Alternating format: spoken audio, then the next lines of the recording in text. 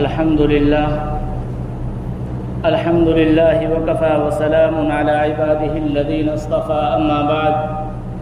قال الله تبارك وتعالى في كلام المجيد والفرقان الحميد: أعوذ بالله من الشيطان الرجيم. بسم الله الرحمن الرحيم. والعصر إن الإنسان لفي خسر إلا الذين آمنوا وعملوا الصالحات وتواصوا بالحق وتواصوا بالصبر. وقال النبي صلى الله عليه وسلم: ما الإيمان يا رسول الله؟ قال: إذا ساءتك سيئتك وإذا سرتك حسنتك فأنت مؤمن. عزیز دوستوں، بزرگوں اور ساتھیوں، اللہ تبارک و تعالیٰ نے ہم سب کو اس روئے زمین پر پیدا فرمایا ہے. یوں تو اللہ نے ہم کو نہیں بلکہ بے شمار مخلوقات کو اللہ نے پیدا کیا ہے. ان گنت اللہ کی مخلوقات ہیں، لیکن اللہ کا فضل ہے اور اللہ کا احسان ہے کہ اللہ تبارک و تعالیٰ نے ہم سب کو تمام مخلوقات سے افضل اور بہتر بنایا ہے، جس کو قرآن میں اللہ تبارک و تعالیٰ نے کئی جگہ پر ارشاد فرمایا کہ اللہ نے انسان کو اشرف المخلوقات بنایا ہے، تمام مخلوق سے افضل اللہ نے بنایا ہے.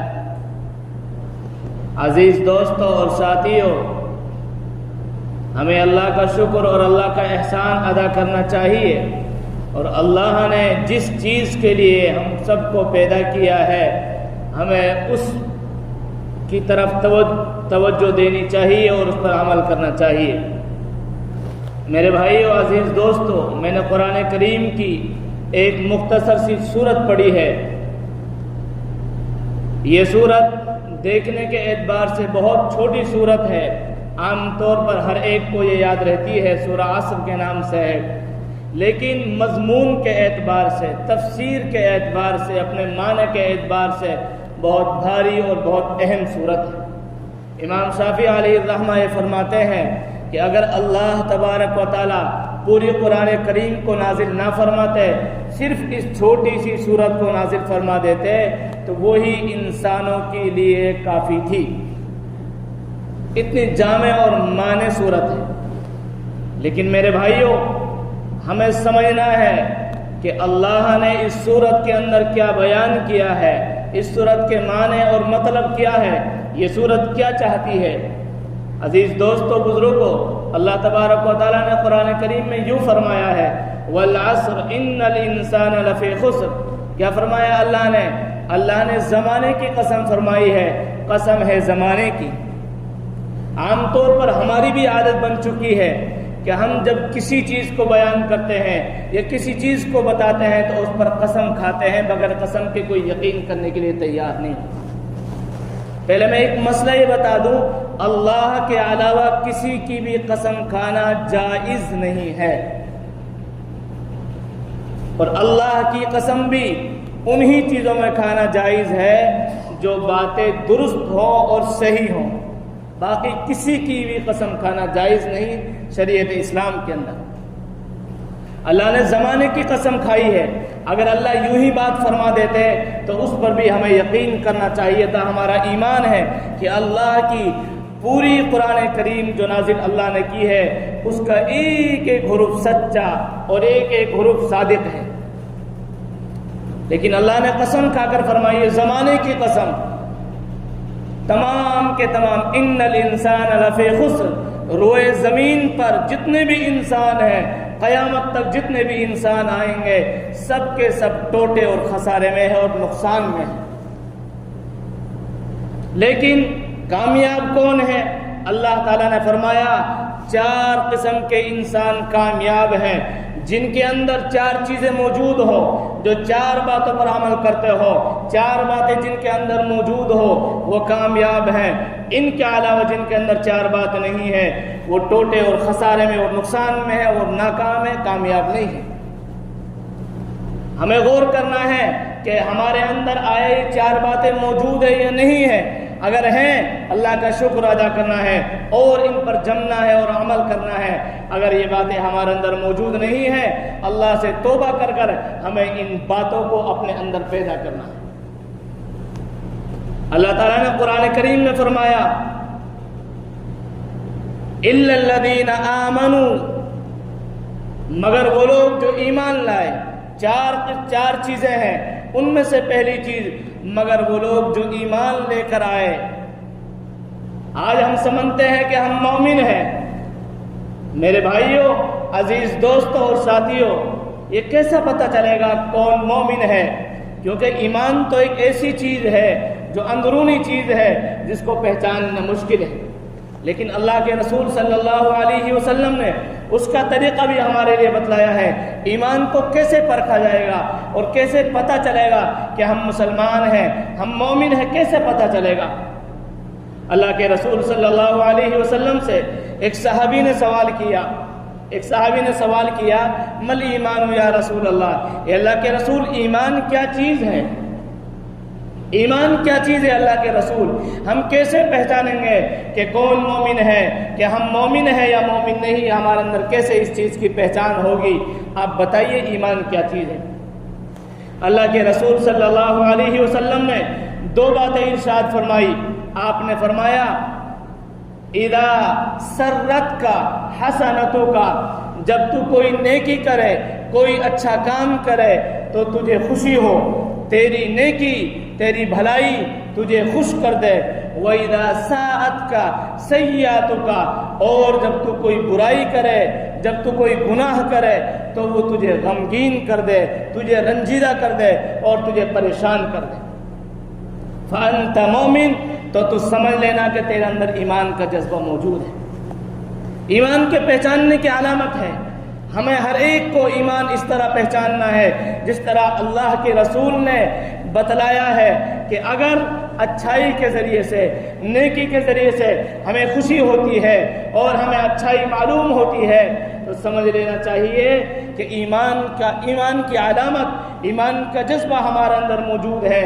اور اگر ہمارا گناہ, ہماری غلطی, ہماری عیاری اور مکاری ہمیں غمگین نہیں کرتی, میرے بھائیوں, آج ہم صبح سے لے کر شام تک, آج ہمارے اکثر نوجوان گناہوں میں ملوث ہیں. صبح ہے شراب کے ساتھ, شام ہے شراب کے ساتھ, دن بدن کوئی جوا میں مشغول ہے, کوئی سٹا میں مشغول ہے, کوئی شراب پینے میں مشغول ہے, کوئی 2-4 آدمی لے کر بیٹھا ہوا ہے, وہ اپنی غیبتوں میں مشغول ہے, کوئی کسی کا حق دبانے میں مشغول ہے, کوئی کسی کو تکلیف دینے اور پریشانی کرنے میں مشغول ہے. لیکن اس کو یہ احساس ہی نہیں ہوتا کہ میں گناہ کر رہا ہوں یا میں برائی کر رہا ہوں, اس کو احساس ہی نہیں. میرے بھائیوں, گناہ کر کر احساس ہو جانا, غلطی کا احساس ہو جانا, یہ ایمان کی علامت ہے. لیکن آج ہم گناہوں میں ملوث ہیں, گناہوں میں اپنے آپ کو ڈبو دیا ہے. صبح اور شام ہمارے دن و رات اور ہماری زندگی گناہوں میں گزر رہی ہے. نماز پڑھ کر جاتے ہیں, پھر کسی نہ کسی گناہ میں لگ جاتے ہیں, جمعہ پڑھ کر جاتے ہیں, پھر کسی نہ کسی گناہ میں لگ جاتے ہیں, اور نیکی کے کام کر جاتے ہیں, پھر کسی نہ کسی گناہ میں لگ جاتے ہیں, اور ہمیں احساس نہیں ہوتا کہ ہم نے اچھا کام کیا ہے یا برا کام کیا ہے. اگر اچھائی سے خوشی ہوتی ہے اور برائی سے رنج اور غم ہوتا ہے تو سمجھ لو کہ ایمان کی علامت موجود ہے. پہلی شرط ایمان ہے کامیابی کے لیے. دوسری شرط اللہ تعالیٰ فرماتے ہیں وَعَمِلُوا الصَّالِحَاتِ, ایمان لائے ہو اور نیک عمل کیا ہو. اللہ تبارک و تعالیٰ قرآن میں فرماتے ہیں من عمل صالحا من ذکر او انثى وهو مؤمن فلنحيينه حياة طيبة ولنجزينهم اجرهم باحسن ما كانوا يعملون. کہ جو انسان ایمان لے کر آئے گا اور وہ نیک عمل کرے گا, چاہے وہ مرد ہو چاہے وہ عورت ہو, چھوٹا ہو یا بڑا ہو, لیکن وہ ایمان پر عمل کرتا ہوگا, نیک عمل کرتا ہوگا, اللہ تعالیٰ فرماتے ہیں ہم اس کو پاکیزہ زندگی دیں گے, اور جو وہ دنیا میں کیا کرتا تھا اس کا بہترین بدلہ اور اس کا نعم البدل اس کے لیے عنایت فرمائیں گے. لیکن شرط کیا ہے؟ ایمان کے ساتھ ساتھ نیک عمل ہے. آیا ہم نے نیک عمل صرف نماز پڑھنے کو سمجھ لیا ہے؟ نیک عمل ہم نے ذکر کرنے کو سمجھ لیا ہے؟ نیک عمل ہم نے قرآن کی تلاوت کو سمجھ لیا ہے؟ نہیں، نیک عمل سے مراد اللہ کی عبادت ہے، اور اللہ کی عبادت سے مراد وہ کام کرنا جن سے اللہ راضی ہوتے ہو، ان کاموں کو چھوڑنا جن سے اللہ ناراض ہوتے ہیں۔ ہم دیکھیں کہ ہم کن کاموں کو کر رہے ہیں۔ آیا ہم اللہ کے راضی والے کاموں کو کرتے ہیں یا اللہ کے ناراضگی والے کاموں کو ہم کرتے ہیں؟ بیانات تو ہم سنتے رہتے ہیں، جمعہ کو، گشتوں میں، ملاقات میں، جماعت کے آنے پر، جلسوں میں، اجتماعوں میں، لیکن میرے بھائیوں، سننے سے کام چلنے والا نہیں، کام چلے گا تو عمل کرنے سے چلے گا۔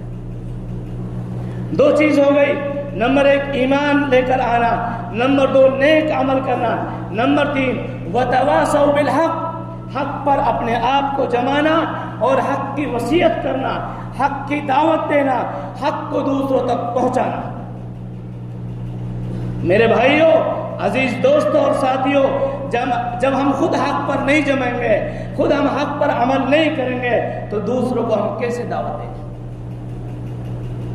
میرے بھائیوں، یوں تو ماشاءاللہ آج کے دور میں امر بالمعروف نہی عن المنکر کا سلسلہ جاری ہے، دعوت و تبلیغ کا سلسلہ جاری ہے، لیکن دعوت و تبلیغ کا جو طریقہ ہے، امر بالمعروف اور نہی عن المنکر کا جو طریقہ ہے، وہ طریقہ نہیں کر پا رہے ہیں۔ چاہے وہ دعوت و تبلیغ کے ساتھی ہوں، چاہے وہ جماعت کے ساتھی ہوں یا دیگر ساتھی ہوں، دونوں پر عمل نہیں، ایک پر عمل ہو رہا ہے، دوسرے پر عمل نہیں ہو رہا ہے۔